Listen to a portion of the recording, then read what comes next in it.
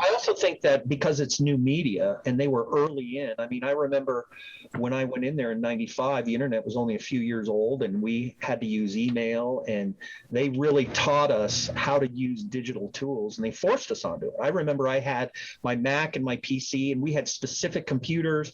Uh, Mm.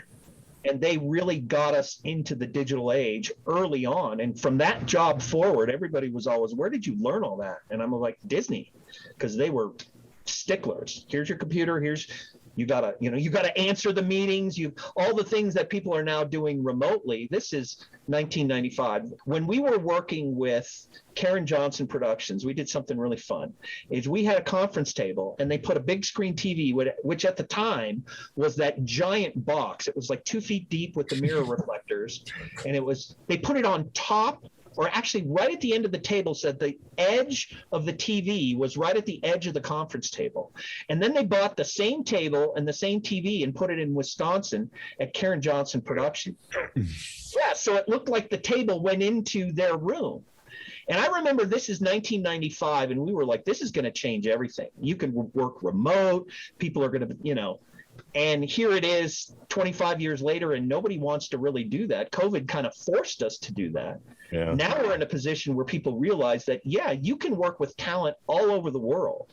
At GM, we've got people literally on every time zone: New Zealand, Australia, China, India, California, me in Colorado. And when we got a 6:30 Detroit meeting, we all have to get up and do this. But I was always surprised how early they understood that technology and what it could do. Because I remember any meetings that we had with Karen Johnson, you could see their faces, they could hold up things, and it was like they were in the room. And we thought this was going to be the future. And from 1995 until sometime in the 2010s, that stuff was just nowhere. Nobody wanted to do it. I was working in California remote, and they wanted me to drive in the same city to hand me a printout. Going, just email it.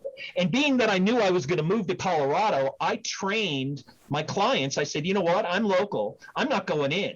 I'm here, because within a few years, you're not going to be able to have me come in. And oddly enough, I had a client I was working on a job for here, and they're like, how long would it take you to get to the office? I'm like, well, I'm 1,600 miles away. And they didn't realize I was in Colorado. And they were like, oh, because this was a Warner job, and Warner had locked it down where they wouldn't allow anybody to work remotely. I had to work on a computer in their office, so I didn't get that gig. Disney back in the 90s with the TV on the conference tables, and that I think was really facilitated by Roger, because he got technology.